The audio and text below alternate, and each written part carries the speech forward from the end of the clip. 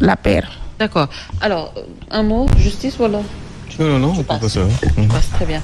Sëñ Saliou, le 4 janvier, je pense que loolu am nga loo ci wax aussi, mais également l'affaire Barth rapidement. Bon, l'affaire Barth, je crois que pour analyser situation bi xam ne il y a des dessous politiciens, ça moom c'est clair. Le timing choisi pour en tout cas vider cette affaire-là, on me laisse dire qu'il y a des soubassements politiciens. De toute façon, les prochains jours nous dirons réellement lan mooy indi li lépp. Mais en réalité, c'est-à-dire cette affaire-là, ça a tellement traîné. Et position yi ci amoon dafa fluctuer. 12 ans quand même. Oui, parce qu'au départ, quand Macky Sall se rendait chez Jean-Paul Diaz, li ñu waxoon ak li nga xam ne par la suite moo ci am, c'est totalement différent. Ça fait 2. C'est-à-dire que Barthélémy Diaz, situation politique am aussi ni mu doon évoluer, c'est-à-dire que affaire bi noonu la évoluer. Quand il a sorti les armes, bon, quand je dis les armes, mooy bi nga xamante ne vraiment il était dans une position d'opposition radicale. ñu yëngal ci lay yëngalaat affaire bi. Aujourd'hui, il s'est pourvu devant la Cour suprême, on l'a débouté. Mais man li ma bëggoon wax nag Ndeye Fatou ne ko bu fekkee ne Barthélémy dafa war a fay dommages et intérêts à la famille de Ndiaga Diouf, c'est-à-dire que donc il est contraint d'appliquer une décision de justice. Léegi décision de justice boobu le citoyen doit l'appliquer, mais ceux qui sont au niveau de l'État ne doivent pas l'appliquer. C'est-à-dire que donc c'est en fonction maintenant des humeurs de l'État que ñoom ci la ñuy appliquer décision de justice comme la neexee, et c'est ça l'État de droit. Sëñ Saliou man bu ma man dañuy wax ci deux affaires yu bokkul non déedéet man bu ma dugal naan ay damaa wax fii état dafa war a exécuter et fait Barthélémy warul exécuter, j'ai pas dit cela bu ma wax loolu moo d'accord waxuloo ko mais may ma rek xam nga tout à l'heure quand on a parlé de la décision de la DGE, tu as dit que loolu état bi su ko neexee xaw ma ci la ñuy appliquer décision, et cetera. amul benn contrainte. waaw moom laa la wax, mais ça moom laa la wax. C'est-à-dire que la loi est au-dessus de tout le monde. État warul seet décision bu ko neex ak bu ko neexul, on doit appliquer les décisions de justice. C'est une institution judiciaire indépendante boo xamante ne nii décision bu ñu génne état daf ko war a respecter. Loolu mooy république. Et c'est ça aussi l'état de droit. Mais état de droit mu nekk un état boo xam ne à géométrie variable, état bi su ko neexee moom moo appliquer yi décision de justice, citoyen bi moom forcément dafa war a appliquer décision de justice. Loolu c'est pas ça, c'est pas ça l'état de droit. Je suis désolé. Maintenant dans cette affaire là. léegi yow daal yaa bëgg a def diversion boobu daal. ci deux sujets yoo xam ne benn bokk ci sa morom nga jël sama position bëgg ko méngale ci fii nee naa état bu mu exécuté mais citoyen lambda bi fee na ko exécuté man maa wax loolu man maa ko c'est moi qui l'ai dit. da nga ma dagg. déedéet dinaa la daggee parce que du ma nangu nga may.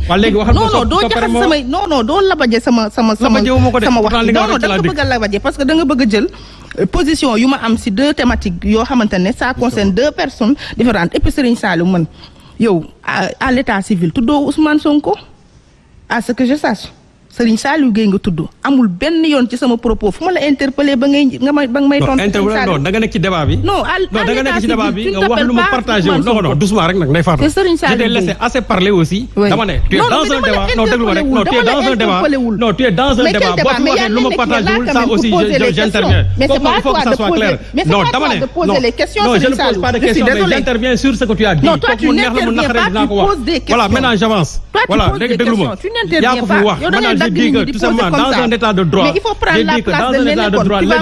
Les décisions de justice sont applicables à tous les niveaux. Waaw, c'est pas dans une contrainte que ci lañ koy appliquer wala déedéet. Les décisions de l'État, c'est-à-dire les décisions de justice sont applicables, je dis, à tous les niveaux. Loolu moom pare naa ci. Bon, maintenant, je viens maintenant nee na ci affaire Mame Mbaye Niang contre Sonko. Xam nga foofu aujourd'hui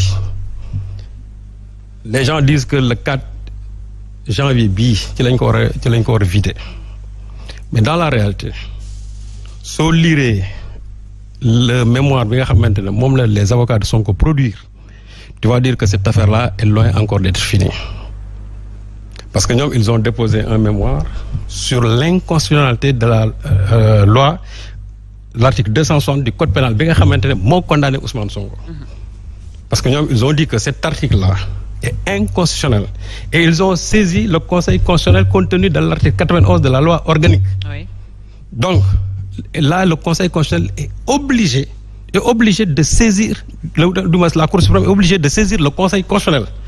Et le Conseil constitutionnel aussi a un délai de 1 mois pour se prononcer sur cette question d'inconstitutionnalité. Donc, ce qui veut dire que le cadre boobu ñu wax c'est impossible mënuñu ci vider affaire bi. Donc soo jëlee les 2 lois là yi nga xam ne mooy organiser la Cour suprême et le Conseil constitutionnel, forcément cette question d'inconstitutionnalité il faut ñu vider ko. Et les avocats de Sonko c'est depuis octobre qu'ils ont produit ce mémoire là jëbbal ko Cour suprême jusqu'à aujourd'hui waxuñu ci. Donc affaire boobu mënuñu ko parce qu'il y a déjà une question préjudicielle qui fait de sorte que mënuñu day dem ci procès boobu sans pour autant régler ce problème d'inconstitutionnalité. Et ça concerne l'article 260 du code pénal. Bien sûr basé sur beaucoup d'articles yoo xamante ni que le Sénégal non seulement a dans sa constitution mais aussi dans les conventions et traités yi nga xamante ne moom la signé comment dire au plan national et au plan africain et international.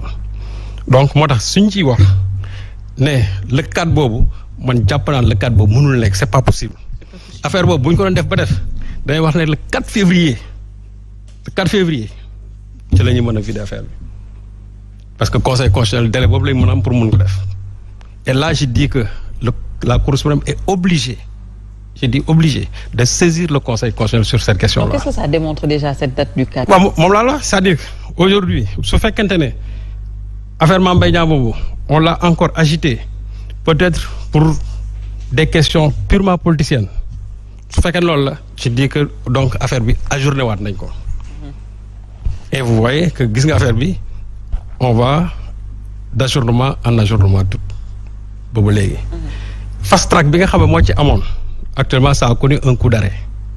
Et je dis que dans cette affaire-là c'est-à-dire normalement cette histoire de diffamation normalement suñ ko toppoon rek parce que souvent on dit le temps de la justice oui mais dans l'affaire Télico Madiambal Diagne ça c'est depuis juin 2021 jusqu'à aujourd'hui appel bi ba léegi appel bi ñu ko fixé novembre bi dañ ko yóbbuwaat ba le 4 février je dis appel bi te loolu c'était depuis 2021 Madiambal Diagne Télico. Dans l'affaire Sonko on a fait un procès fast-track. Aujourd'hui appel bi comment dirais-je le recours au niveau de la Cour suprême yëngal nañ ko. Mais je dis compte tenu bien sûr de ce mémoire-là qui a été déposé au niveau de la Cour suprême c'est impossible je dis c'est impossible c'est-à-dire que mënuñu ko tenir le 4 janvier boobu. Soo jëlee bien sûr loi yi nga xam moo organisé la Cour suprême article 91 et loi bi nga xam moo organisé aussi le Conseil constitutionnel article 22. Alors moom c'est clair comme l'eau de roche. Donc ceux qui pensaient que cette histoire-là va se vider le 4 février, donc le 4 janvier, qu'ils se détrompent. Cette histoire-là est loin d'être finie. Très bien. Alors, je vais revenir sur toi, Aliou Sow, parce que je pense qu'on a fini avec dossier judiciaire yi.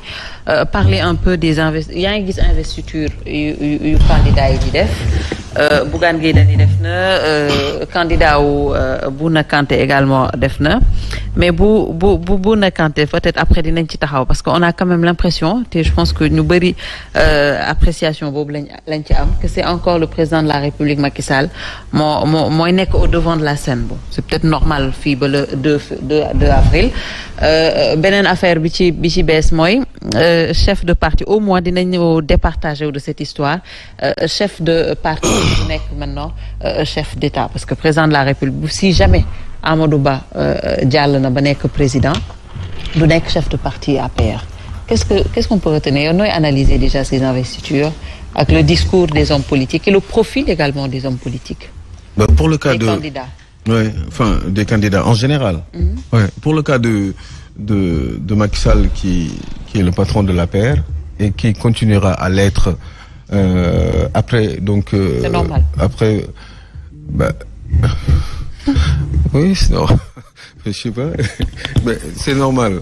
Oui, en même temps, oui, ça pourrait être normal parce que ku ñuy fal la aussi bu amee plébiscite au sein de son parti pour pouvoir continuer à le contrôler peut-être que aussi dafa bëgg continuer di politique moom le président Macky Sall théoriquement boo nekk président de la République boo paree normalement sa parti da nga koy bàyyi ak ñi la wuutu bu fekkee ne ñoom ñoo yor nguur gi même bu fekkee ne ñoom ñoo yoratuñu nguur gi sax yow da nga war a en général vous mettez à l'écart parce que ku dem ba nekk président de la République boo ko nekkatul à moins qu'il y ait des tentations de revenir. Ah bon? foofu nga ko jàppee loolu nga ko analyser. non c'est que li may xalaat moo bari mais dara wóoruma ci. partagel parce que ay hypothèses rek ngay teg. Des fois on aurait comme l'impression que le président Macky Sall dafa même bu nekkatul président de la République dafa bëgg continuer di contrôler justement. Tenir un peu les rênes en fait. Tenir les rênes du pouvoir peut-être di surveiller Amadou Ba comme de l'huile sur bon éventuellement bu dee Amadou Ba moo nekk président de la République. Oui éventuellement. waaw di ko surveiller parce que il a peut-être son plan parce que il faut que mu wóolu Amadou Ba aussi loolu tamit est-ce que am na parce que man normalement je m'attendais pas à ce que moom mu encore du nekk di président de la République ba pare continuer di jiite APR pour man bu ko nekkatu rek waratu ko jiite mën na leen di coacher nag nekk seen conseiller wala mais di ko ne di ko jiite à quelle fin quand on est président d'un parti politique c'est parce que encore on a des ambitions politiques au niveau national donc foofu ça pose un problème donc j'ai des doutes par rapport à pour man pareegul ci politique bu fekkee ne loolu la à moins que mu def ko nii aussi pour mën a